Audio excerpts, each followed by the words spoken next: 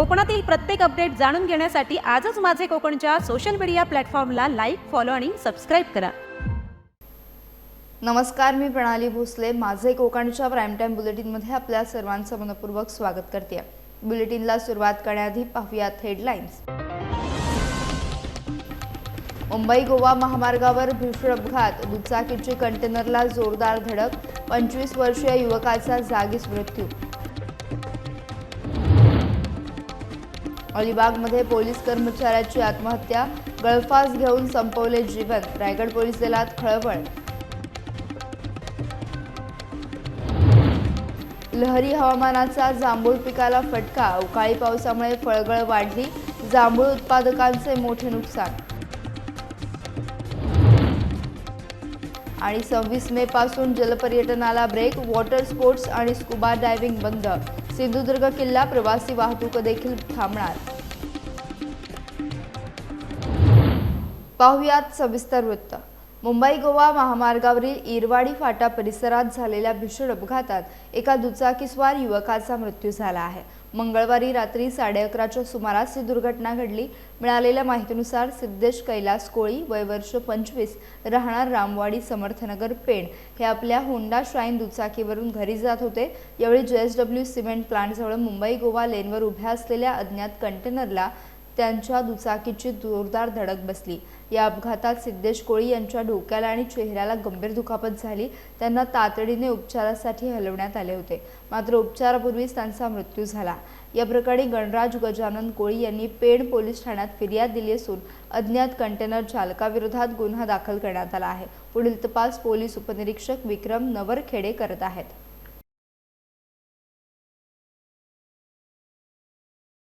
मुंबई गोवा महामार्गावर चिपळूणजवळील वालोपे HP पंपासमोर आज पहाटे भीषण अपघात झाला. मुंबईहून चिपळूणच्या दिशेने येणाऱ्या कार चालकाचे नियंत्रण सुटल्याने कार थेट 25 ते 30 फूट खोल दरीत कोसळली. या भीषण अपघातात संजय जाधव राहणार मार्कंडी यांचा जागीच मृत्यू झाला असून 5 जण जखमी झाले आहेत. जखमींमध्ये अप्रिन सावंत, वय वर्ष 44, रिधा मोडक, वय वर्ष 28, उजेर मुल्ला, वय वर्ष 9, रिया मुल्ला, वय वर्ष 36 आणि अयल मुल्ला, वय वर्ष 4 यांचा समावेश आहे. घटनेची माहिती मिळताच जगद्गुरू रामानंदाचार्य नरेंद्राचार्यजी संस्थांची 24 तास अपघात मदत रुग्णवाहिका तात्काळ घटनास्थळी दाखल झाली. जखमींना लाईफ केअर हॉस्पिटलमध्ये दाखल करण्यात आले असून मृतदेह कामथे शासकीय रुग्णालयात हलवण्यात आला आहे. पहाटे 4:30च्या सुमारास घडलेल्या अपघातामुळे परिसरात मोठी खळबळ उडाली असून पोलिसांकडून पुढील तपास सुरू आहे. रत्नागिरी जिल्ह्यातील जांभारी फाटा परिसरात गावठी बॉम्बचा स्फोट झाल्याने मोठी खळबळ उडाली आहे. या स्फोटात एक महिला गंभीर जखमी झाली असून तिच्या हाताची 5ही बोटं तुटल्याची धक्कादायक माहिती समोर आली आहे. या प्रकरणावर रत्नागिरीचे पोलीस अधीक्षक नितीन बगाटे यांनी प्रतिक्रिया दिली आहे. सर, जांभारी नजीकच्या परिसरामध्ये सकाळी बॉम्ब सदृश काही वस्तू आढळल्या, त्यामुळे एक महिला आहे गंभीर जखमी झालेली आहे. काय एकंदरीची त्यावेळेची परिस्थिती होती, काय सांगाल या संदर्भात? जयगड पोलीस स्टेशन हद्दीमध्ये जांभारी फाटा एरियामध्ये थोडा कातळ आणि जंगल सदृश्य भाग आहे. तिथे रेश्मा सुर्वे नावाच्या महिला ज्या आहेत त्या सकाळी लाकडं गोळा करण्यासाठी गेल्या असता तिथे असे छोटे गावठी बॉम्ब सदृश्य वस्तू त्यांनी हातात घेतली, दोऱ्याने बांधलेली होती. ह्या जी गोष्ट होती ती जंगली जनावरं, जंगली प्राणी त्याचा शिकारीसाठी उपयोग केला जातो, ते त्यांनी खाल्ल्यावर त्याचा स्फोट होतो आणि ती वस्तू त्यांनी हातात घेतली असता त्या गोष्टीचा स्फोट झाला आणि त्यांच्या हाताला इजा झालेली आहे. त्यांना दवाखान्यात दाखल केलेलं आहे आणि पोलीस सध्या फॉरेन्सिक टीम आमची, त्याचबरोबर आमचे BDDSची टीम तिथे उपस्थित आहे आणि त्या परिसरातून तब्बल 29 तशा ज्या वस्तू होत्या त्या आम्ही बरामद केलेल्या आहेत आणि पुढील तपास पोलीस करत आहेत. त्या परिसरामध्ये या एवढ्या पद्धतीने जे बॉम्ब सदृश वस्तू आढळलेल्या आहेत, कुठेतरी शिकारीचे प्रमाण देखील त्या पट्ट्यावर वाढलेलं आहे. बरोबर, ते सल्फर आणि अमोनियम नायट्रेट या गोष्टीचा वापर करून या भागामध्ये बऱ्याचशा ठिकाणी जंगली जनावरांना मारण्यासाठी, त्यांची शिकार करण्यासाठी या गोष्टीचा उपयोग केला जातो. पण त्यामध्ये जवळपास आपण आता 29 अशा बॉम्ब सदृश्य छोट्या छोट्या त्या गोळ्या ज्या होत्या त्या आपण जप्त केलेल्या आहे आणि पुढील तपास पोलीस करत आहेत. अशा प्रकारच्या जे कोणी वस्तू वापरत असतील त्यांना आम्ही तात्काळ अटक करू. रायगड पोलीस दलातील एका पोलीस कर्मचाऱ्याने अलिबाग येथील राहत्या घरी गळफास घेऊन आत्महत्या केल्याची धक्कादायक घटना समोर आली आहे. अरविंद सोनावणे असे मृत पोलीस कर्मचाऱ्याचे नाव असून ते रायगड पोलीस मुख्यालयात कार्यरत होते. मिळालेल्या माहितीनुसार शनिवारी मध्यरात्रीच्या सुमारास त्यांनी घरातील हॉलमध्ये बेडशीटच्या साहाय्याने गळफास घेत आत्महत्या केली. हा प्रकार उघडकीस आल्यानंतर पोलीस दलात एकच खळबळ उडाली आहे. घटनेची माहिती मिळताच अलिबाग पोलिसांनी घटनास्थळी धाव घेत पंचनामा केला. आत्महत्येमागील नेमकं कारण अद्याप स्पष्ट झालं नसून अलिबाग पोलीस ठाण्यात अकस्मात मृत्यूची नोंद करण्यात आली आहे. दरम्यान या घटनेमुळे रायगड पोलीस दलात हळहळ व्यक्त केली जात असून अलिबाग पोलीस अधिक तपास करत आहेत. सोशल मीडियाच्या माध्यमातून एका महिलेची बदनामी करणारे आक्षेपार्ह संदेश प्रसारित करणाऱ्या फरार आरोपीला पेण पोलिसांनी उत्तर प्रदेशमधून अटक केली आहे. हेमंत अरुण पलिये असे अटक करण्यात आलेल्या आरोपीचे नाव असून तो नागपूर जिल्ह्यातील उमरेड तालुक्यातील रहिवासी आहे. मिळालेल्या माहितीनुसार आरोपीने फिर्यादी महिला आणि त्यांच्या पतीबाबत व्हॉट्सअप स्टेटस तसेच मोबाईल मेसेजद्वारे आक्षेपार्ह मजकूर प्रसारित केला होता. या प्रकरणी पेण पोलीस ठाण्यात गुन्हा दाखल करण्यात आला होता. पोलिसांनी आरोपीला वारंवार नोटीस बजावूनही तो फरार झाला. त्यानंतर तांत्रिक तपासाच्या माध्यमातून आरोपी उत्तर प्रदेशातील गोमतीनगर येथे असे समोर आले. स्थानिक पोलिसांच्या मदतीने पेण पोलिसांनी 14 मे रोजी आरोपीला अटक केली. मुख्य न्यायदंडाधिकाऱ्यांसमोर हजर केल्यानंतर ट्रान्झिट वॉरंट काढून आरोपीला पेणमध्ये आणण्यात आले असून न्यायालयाने त्याला पोलीस कोठडी सुनावली आहे. ही कारवाई पोलीस अधीक्षक आचल दलाल यांच्या मार्गदर्शनाखाली पोलीस निरीक्षक संदीप बागुल आणि त्यांच्या पथकाने केली आहे. ऑनलाईन औषध विक्री आणि होम डिलिव्हरी संदर्भात सरकारी धोरणाच्या विरोधात अखिल भारतीय औषध विक्रेता संघटनेने आज देशभरात 24 तासांचा बंद पुकारला. या बंदला कोकणातील मेडिकल दुकानदारांनी देखील मोठा प्रतिसाद दिला आहे. रत्नागिरी, सिंधुदुर्ग आणि रायगड जिल्ह्यातील सुमारे 4000 मेडिकल दुकाने आज बंद ठेवण्यात आली आहेत.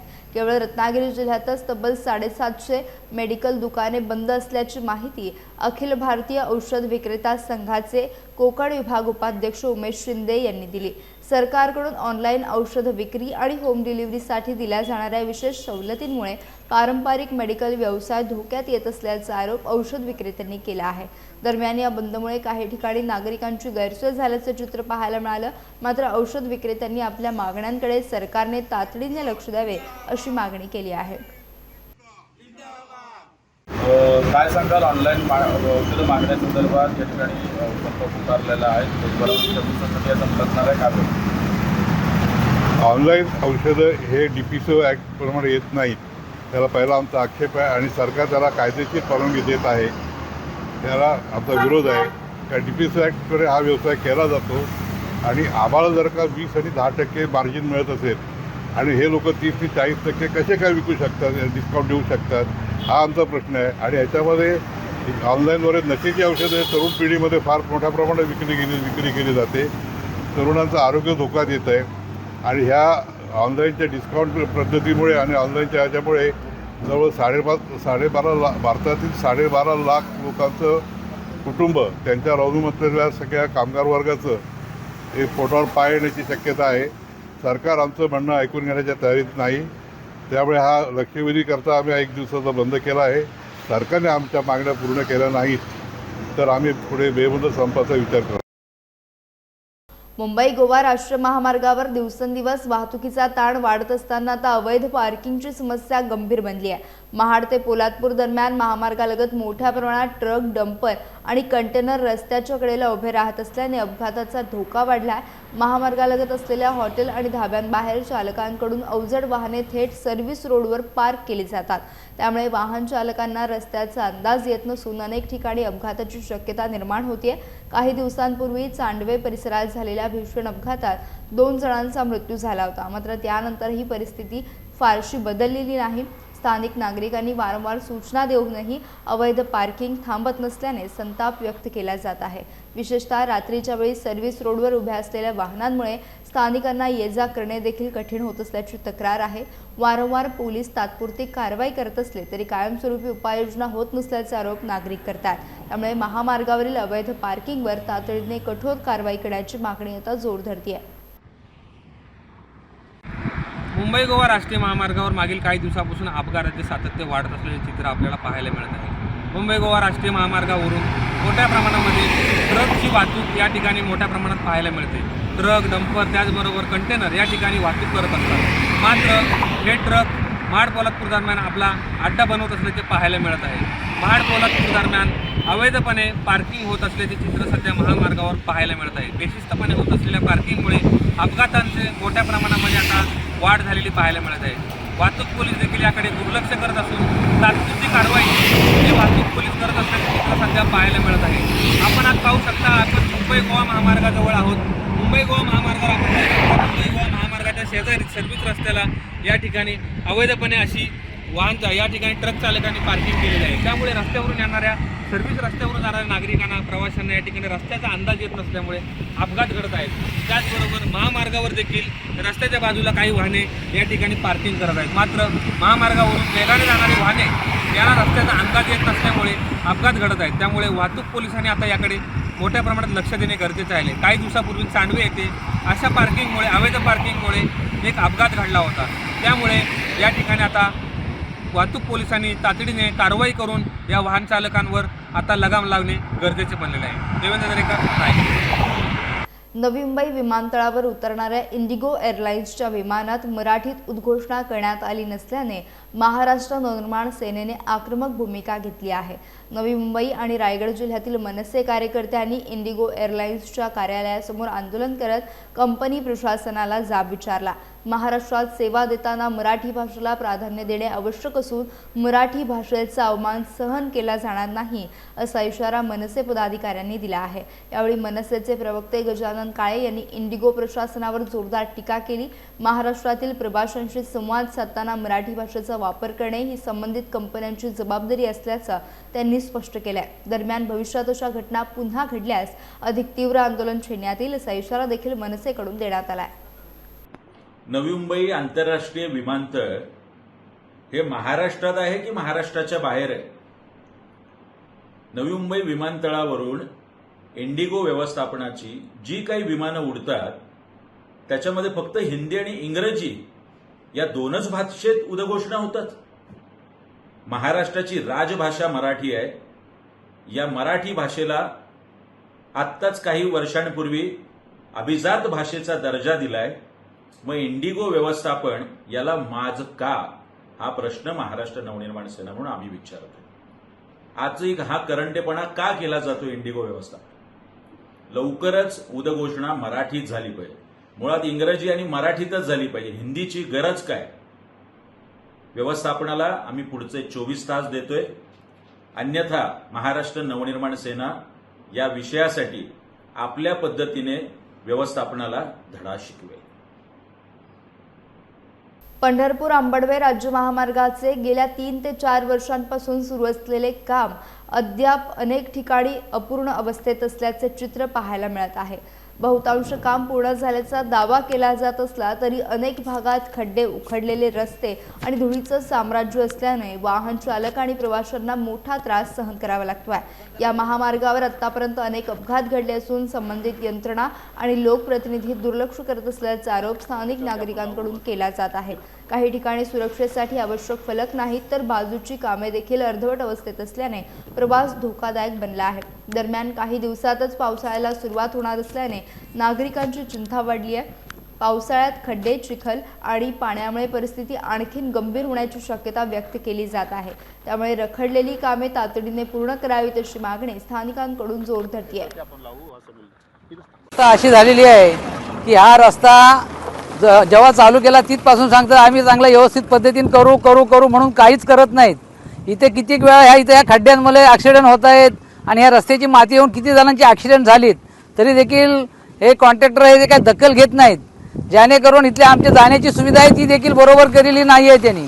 आणि तेवढ्यापुरतंच आपली माती टाकून भराव तेवढा करतात, बाकीचं काहीच इथं रिस्पॉन्स देत नाही आम्हाला. आम्ही काय करायचं नागरिकांनी? इथं सारखं येणं जाणं आहे, त्याच्यामध्ये इथं एवढा जो खड्डा पडला यात गाड्या आपटतात, तिथं ॲक्सिडेंट होत आहेत. वापस त्या फाट्यावरती जवळजवळ 10-15 ॲक्सिडेंट झालीत, तिथं पण ते स्पीड ब्रेकर वगैरे काहीच टाकत नाहीत. सवादला जाणारा रस्ता आहे तिकडे पण स्पीड ब्रेकर नाही, पुण्याला जाणार आहे तिकडून पण नाही, म्हाडला येणार पण एवढ्या सुसाटमध्ये गाड्या येतात आणि ॲक्सिडेंट होत जात आहेत. आणि आता थोड्या दिवसात पाऊस झाल्यानंतर आणखीन या इथे या रोडची आणखीन दशा होणार आहे. त्यासाठी लवकरात लवकर या कॉन्ट्रॅक्टरने या इथे खड्डे बुजून हा रस्ता जो आहे तो चांगल्या पद्धतीने करून आम्हाला द्यावा. आणि आतमध्ये बुद्धवाडीमध्ये जाण्याचा जो रस्ता आहे त्याच्यावरती गाड्या स्लिप होतात, त्या देखील त्यांनी तिथला रस्ता आम्हाला व्यवस्थित आणि आमचा मार्ग चांगला करून द्यावा ही सर्वांना विनंती करतोय आम्ही. नाही तर आम्ही आंदोलन छेडल्याशिवाय राहणार नाही. आणि पुढे आम्हाला जे तिथं खाली मोरी मोठी बनवणार होते त्याचं देखील काय निष्फळ अजून काढलेलं नाही त्यांनी. चिपळूणच्या खेरडी येथील आठवडा बाजारात सुक्या मासळीच्या दरात मोठी वाढ झाल्याचं चित्र पाहायला मिळत आहे. ग्रामपंचायत कार्यालयाच्या मागील परिसरात दर बुधवारी भरणाऱ्या या बाजारात पावसाळ्यापूर्वी मोठ्या प्रमाणात सुकी मासळी खरेदीसाठी ग्राहकांची मोठी गर्दी होत असते. सामान्यतः आठवडा बाजारात वस्तू स्वस्त मिळतात अशी धारणा असली तरी यंदा सुक्या मासळीचे दर चिपळूण शहर बाजारपेठेपेक्षा जास्त असल्याने ग्राहकांमध्ये नाराजी व्यक्त होतीये. चिपळूण, सती, पिंपळी, अलोरे आणि खेरडी परिसरातील नागरिक मोठ्या संख्येने या बाजारात खरेदीसाठी येतात. मात्र वाढलेल्या दरांमुळे सर्वसामान्य ग्राहकांचे बजेट कोलमडले आहे. दरम्यान पावसाळ्यापूर्वी सुकी मासळी साठवून ठेवण्याची कोकणातील पारंपरिक पद्धत असल्याने ग्राहकांची खरेदी सुरू असली तरी वाढीव दरांमुळे नागरिकांमध्ये नाराजीचं वातावरण पाहायला मिळतंय.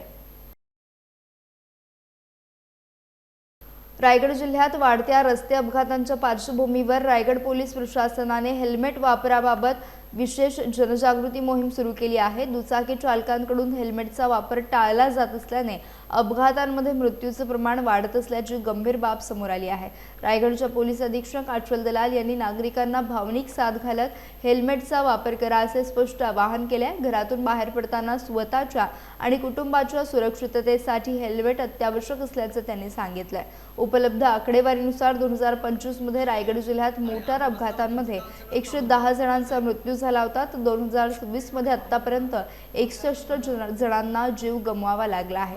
दरम्यान पंतप्रधान नरेंद्र मोदी यांच्या आवाहनानंतर SP अंचल दलाल या कार्यालय ते निवासस्थान असा प्रवास सायकलवरून करत असून त्यांच्या उपक्रमाची जिल्ह्यात चर्चा होतीये. मॅडम, पंतप्रधान नरेंद्र मोदी यांच्या आव्हानाच्या नंतर कार्यालय ते आपलं घर जाण्यासाठी आपण सायकलचा वापर करत आहात, एकंदरीत काय सांगता? माननीय पंतप्रधान महोदय श्री नरेंद्र मोदी यांनी आवाहन केलेला होता की जे युद्ध परिस्थिती सध्या खाडीमध्ये चालू आहे त्या अंतर्गत भारतीय नागरिकांनी कसं फ्युएलचा वापर कमी करावा हे प्रयत्न केला पाहिजे. तर त्याचा प्रतिसाद देत मला वाटला की जे शॉर्ट डिस्टन्सेस आहे जे की आपण सायकलवरती कवर करू शकत ते आपण व्हेकलचा वापर टाळू. त्यामुळे मी घर ते ऑफिसचा प्रवास सायकलवरती करायला सुरुवात केलेली आहे. अनेक आपण जर मोटार अपघात पाहिले तर हेल्मेट न घातल्यामुळे झालेले आहेत आणि त्याची संख्या जी आहे ती रायगडमध्ये वाढतीच आहे, त्याच्यावर आपण काय सांगू? 2024, 25 आणि 26 आज अखेर जेवढे काही फेटल अपघात आपल्या जिल्ह्यात घडलेले आहे त्याच्यात 75% संख्या अशी आहे की तो मोटरसायकल सवार लोक होते आणि त्यांनी हेल्मेट घातलेला नव्हता, त्यामुळे त्यांची त्या अपघातादरम्यान मृत्यू झालेली आहे.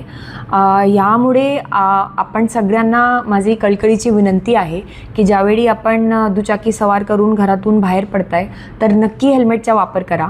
माझी सगळी जे गृहिणी आहे, आई आहेत, जे मुले आहे त्यांना एक विनंती आहे की त्यांनी एन्श्योर करावं की ज्यावेळी त्यांचे घरचे कोणीही मोटरसायकलवरती बाहेर पडत आहे तर नक्की त्यांनी हेल्मेटचा वापर केलेला आहे किंवा कसा याची खात्री त्यांनी करावी.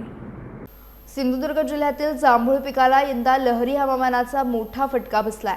सुरुवातीला जांभूळ पीक चांगले दिसत असतानाच अवकाळी पाऊस आणि सततच्या ढगाळ वातावरणामुळे मोठ्या प्रमाणात फळगळ होत आहे. यामुळे जांभूळ उत्पादक शेतकरी आणि व्यापारी वर्गाचे मोठे आर्थिक नुकसान झाले आहे. विशेषतः मुंबई आणि नवी मुंबई बाजारपेठेत जांभूळच्या दरात घसरण झाल्याने शेतकऱ्यांच्या अडचणीत आणखी भर पडली आहे. फळांची गुणवत्ता आणि टिकाव कमी झाल्याने व्यापाऱ्यांनाही तोटा सहन करावा लागतोय.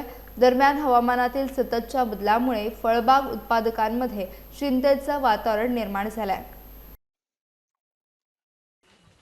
जांभळाचं उत्पन्न चांगलं आहे, सगळ्या गोष्टी जांभळाची झाडं यंदा भरपूर लागलेली आहेत पण तो ह्या क्लायमेटमुळे चेंज झालेला आहे सगळं. 1 महिना आधी काढायचा होता माल, तो लेट झालेला आहे 1 महिना. असा क्लायमेट चेंज असल्यामुळे सगळ्या गोष्टी मागे मागे चाललेल्या आहेत, पावसापर्यंत आल्या. आता त्यामुळे पाऊस आला आहे, पावसामध्ये माल काढून होणार नाही, कारण गरमी आणि पावसामुळे मालाची वाट लागलेली आहे. सगळी जागेवरच माल पिकतो आणि पडतो आहे. त्यामुळे त्याच्यात किती सिंगल जांभूळ झाले, जे गोसाने जांभूळ भेटायचे ते भेटत नाही. आता मुंबई ठिकाणी तुम्ही कुठे कुठे नेता हा माल? मुंबई ठिकाणी बायका, वाशी, पुण्याला पण असतो मार्केटला. पण आता काय रेट आहे? सध्या रेट एकदम हालत बेकार करून टाकलेली आहे. 140, 150, 70 पर्यंत एवढाच रेट जातोय. माल चांगला असला तरी 170च्या वर जातच नाही. सिंधुदुर्ग जिल्ह्यातील सागरी पर्यटन हंगामाला आता ब्रेक लागणार असून 26 मे 2026 पासून मालवण बंदर क्षेत्रात सर्व प्रकारची प्रवासी जलवाहतूक आणि व्यावसायिक जलक्रीडा प्रकार पूर्णपणे बंद ठेवण्याचे आदेश महाराष्ट्र सागरी मंडळाने जारी केले आहेत. पावसाळ्याच्या पार्श्वभूमीवर समुद्र खवळण्याची शक्यता, वाढणारा वाऱ्याचा वेग आणि पर्यटकांच्या सुरक्षिततेचा प्रश्न लक्षात घेऊन प्रशासनाने ही महत्त्वाची खबरदारी घेतली आहे. या निर्णयामुळे सिंधुदुर्ग किल्ला प्रवासी वाहतूक, water sports, boating, scuba diving यांसारख्या लोकप्रिय पर्यटन उपक्रमांना 31 ऑगस्ट 2026 पर्यंत पूर्णविराम मिळणार आहे. मालवण, तारकर्ली, देवबाग, दांडी आणि चिवला परिसरातील जलपर्यटन व्यवसायावर याचा थेट परिणाम होणार असून प्रादेशिक बंदर अधिकारी कॅप्टन ST उगल मुगले यांनी सर्व बंदर निरीक्षक तसेच पर्यटन संस्था, बोट मालक आणि स्कुबा डायव्हिंग व्यावसायिकांना आदेश बजावले आहेत. इनलँड व्हेसल्स ॲक्ट 1917 अंतर्गत नोंदणीकृत सर्व बोटी आणि जलवाहनांना मान्सून काळात वाहतूक व व्यावसायिक उपक्रम बंद ठेवण्याचे स्पष्ट निर्देश देण्यात आले आहेत. दरवर्षीप्रमाणे यंदाही पर्यटकांच्या सुरक्षेला प्राधान्य देत प्रशासनाने हा निर्णय घेतला असून मागील वर्षीही अवकाळी पावसामुळे जलपर्यटन हंगाम लवकर बंद करण्यात आला होता. संगमेश्वर तालुक्यातील कोंडगाव बाईंगवाडी येथे इच्छापूर्ती श्री दत्त दिगंबर स्वामी मंदिराच्या वतीने आयोजित करण्यात आलेला भव्य धार्मिक आणि आध्यात्मिक सोहळा भक्तिमय वातावरणात संपन्न झाला. या कार्यक्रमासाठी पंचक्रोशीतील भाविकांनी मोठ्या संख्येने उपस्थित राहून आध्यात्मिक लाभ घेतला. संपूर्ण कार्यक्रम ओम श्री श्री 1008 महामंडलेश्वर सद्गुरू दिगंबरानंद सरस्वती स्वामी यांच्या मार्गदर्शनाखाली पार पडला. त्यांच्या प्रवचनातून भक्ती, संस्कार आणि अध्यात्माचा संदेश देण्यात आला.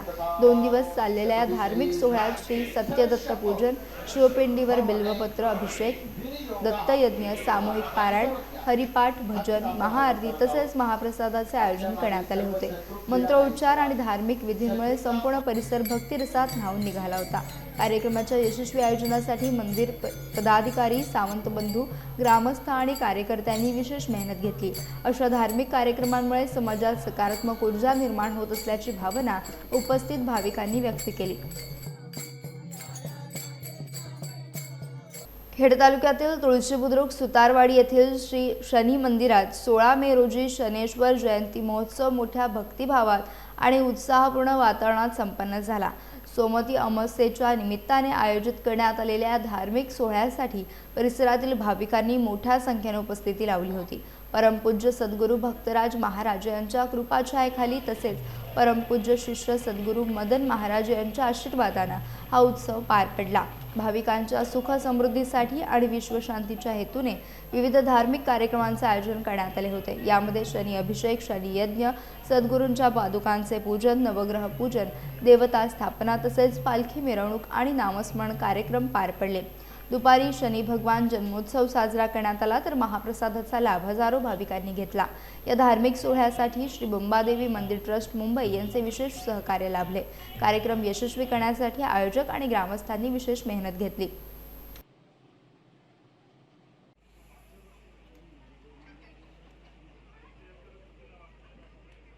परमपूज्य महाजन महाराज, सद्गुरू भक्तराज महाराज यांचे शिष्य म्हणून त्यांनी शनी जयंती उत्सव 2003 पासून श्रावण आणि हा शनी जयंतीचा उत्सव, जन्मोत्सव आज चालू केला बदलापूरला कागोर या गावातून. तर आजपर्यंत त्यांनी कंटिन्यू 2025 पर्यंत ही कंटिन्युटी होती आणि त्यांनी देह ठेवल्यानंतर 2025 मध्ये त्याच्यानंतर हा पहिला शनी उत्सव आहे की हा तुळशी येथे त्यांनी स्थापन केलेल्या शनी मूर्तीची इथे तुळशीला हा उत्सव आम्ही साजरी करत आहोत. हा सर्व त्यांचे भक्तगण त्यांची परंपरा चालू राहावी. कारण ते शनीचे मोठे भक्त होते आणि शनीची अखंड पूजा अर्चा हवन हे करत होते. त्यांनी सर्व प्रकारचे हवन आणि हे अगदी सोमयागापासून ते शनियागापर्यंत 3-3 दिवसाचे उत्सव त्यांनी साजरे केले आहे. भक्त त्यांचं कार्य जे होतं हवन आणि भक्तीचं हे खूप मोठं आणि प्रचंड आहे. ते 2 शब्दात बोलणं एवढं नाही. आजपर्यंत मी एवढीच ओळख मी आज सांगू इच्छितो की त्यांनी अखंड देह शनीच्या पूजेकरता जिंकले आणि भक्त लोकांना शनीची ओळख त्यांनी करून दिली. अगदी नव्हे ते स्त्रियांना देखील त्यांनी हवनाला बसून त्यांनी स्त्रियांना देखील पुरुषांपासून लांब ठेवलं नाही. सगळ्यांना हवनातून आपलं कर्म कसं उजळून निघेल, आपले तुमचं देहाचं जे काही कर्म असेल ते हवनामध्ये जाळून तुमचं पुण्यकर्म परमेश्वरापर्यंत अग्नीला कसं अग्नी कशी पोहोचवेल. कारण असं म्हणतात इंग्लिशमध्ये की it is the shortest root two reach the God. म्हणजे भगवंताकडे तुमच्या ज्या काही इच्छा आकांक्षा असतील त्या पोहोचवण्याचे कार्य अग्नी करू शकते. म्हणून त्यांनी हवनाला जास्त जोर दिला आणि 2-3 दिवसाचे शनी हवन करून सगळ्यांना त्यांच्या आयुष्याचा कायापालट करून प्रत्येकाला त्याचा काही ना काही प्रकारे अनुभव मिळालेला आहे. कोणी म्हणतो मला नोकरी मिळाली, कोणी म्हणतो मला मुलगा झाला, कोणी त्यामुळे आज जो हा सगळा जनसमुदाय इथे लोटलेला आहे तुळशीला, हा त्यांच्या मिळालेल्या यशामुळे किंवा त्यांना जे काही शनीने जे काही दाखवलं तो उत्सव म्हणून सगळ्यांच्या आग्रहाखातर हा शनी उत्सव इथे साजरी केला जातो. गणेश पूजन के साथ में कुलदेवी का पूजन किया गया, स्वस्ति पुण्यावाचन का प्रयोग किया गया. सुनिश्चित भगवान की प्रसन्नता के लिए पंचामृत इत्यादि द्रव्यों के द्वारा, तेल इत्यादि द्रव्यों के द्वारा भगवान श्री शनिश्चर देवता के ऊपर अभिषेक किया गया है. आने वाले सभी भक्तजन जो भी भक्त देव के दर्शन के लिए आए, गुरु परंपरा से जुड़े हुए सभी लोग, गांव के रहवासी सभी लोग यहाँ पर आए हैं. रत्नागिरी हमारे पूरे महाराष्ट्र में सुख खुशहाली रहे, लोग सुख शांति से रहे, सभी भक्तों के ऊपर भगवान की असीम कृपा बने, सभी लोग आनंदमय रहे, अपने जीवन में उन्नति करें, अपने जीवन में खूब तरक्की करें, विद्यार्थी विद्या में और विद्यार्थी में उन्नति करें और हमारा महाराष्ट्र खूब आगे बढ़े. तद हेतु आज शनिश्चर भगवान के आशीर्वाद के लिए सुबह से लेकर अभी तक यज्ञ इत्यादि आयोजन किया गया. भगवान सदगुरु श्री मदन महाराज के आशीर्वाद से ही इतना बड़ा आयोजन निर्विघ्नतापूर्ण सिद्ध हुआ है. आज श्री मोरे साहब ने हमारे यहाँ पर आने वाले सभी भक्तों के लिए महाप्रसाद का आयोजन किया है. सभी लोग भगवान शनिश्चर देवता का आशीर्वाद ग्रहण कर सदगुरु के आशीर्वाद से महाप्रसाद ग्रहण कर रहे हैं. भगवान शनिश्चर से और सदगुरु परंपरा से हमारी यही प्रार्थना है कि आपका आशीर्वाद तुलसी गांव और आजू बाजू के सभी स्थानों में रहे, सब लोग खुशहाल रहे, सुखी रहे, सबका जीवन आनंदमय हो. यही हमारा आज शनिश्चर जयंती शनिश्चर जन्म महोत्सव के दिन भगवान शनि महाराज से प्रार्थना है कि आपके आशीर्वाद सबके ऊपर बना रहे. नीलांजन समाभास रे पुत्रे माध्यम छाया मान संभूतम तम नमामि शनिश्चरम तम शनिश्चराय नमः. ओम देवी देवता ओम विष्णु कल्याण. खेड तालुक्यातील देवघर येथे आयोजित करण्यात आलेल्या देवघर चषक 2026 क्रिकेट स्पर्धा मोठ्या उत्साहात आणि जल्लोषात संपन्न झाल्या. परिसरातील क्रिकेटप्रेमींच्या उपस्थितीत रंगलेल्या स्पर्धांमध्ये जय हनुमान संघ बिजघर यांनी दमदार खेळ करत विजेतेपद पटकावलं. विजेत्या संघाला 7,777 रुपयांची रोख रक्कम आणि आकर्षक चषक प्रदान करण्यात आला. तर देवघर बॉईज संघाने उपविजेतेपद मिळवले. 5,555 रुपयांचे पारितोषिक आणि चषक आपल्या नावावर केले. स्पर्धेत सहभागी सर्व खेळाडूंनी उत्कृष्ट खेळाचे प्रदर्शन करत सामन्यामध्ये रंगत आणली. दरम्यान उत्कृष्ट फलंदाज म्हणून सोनिया निकम, उत्कृष्ट गोलंदाज म्हणून कृष्णा मोरे, उत्कृष्ट क्षेत्ररक्षक म्हणून अजय मोरे तर मालिकावीर म्हणून कुणाल मोरे यांचा सन्मान करण्यात आला. स्पर्धेचे समालोचन प्रशांत दळवी आणि निशांत मोरे यांनी केले. या क्रिकेट स्पर्धेला सामाजिक राजकीय क्षेत्रातील मान्यवरांसह परिसरातील नागरिकांनी मोठ्या संख्येने उपस्थिती लावत उत्साहपूर्ण प्रतिसाद दिला. याचा बुलेटिनमध्ये वेळ झाली. इथेच थांबण्याची. भेटूयात नवीन बुलेटिनसह. तोपर्यंत तुम्ही कुठेही जाऊ नका. पाहत राहा फक्त माझे कोकण.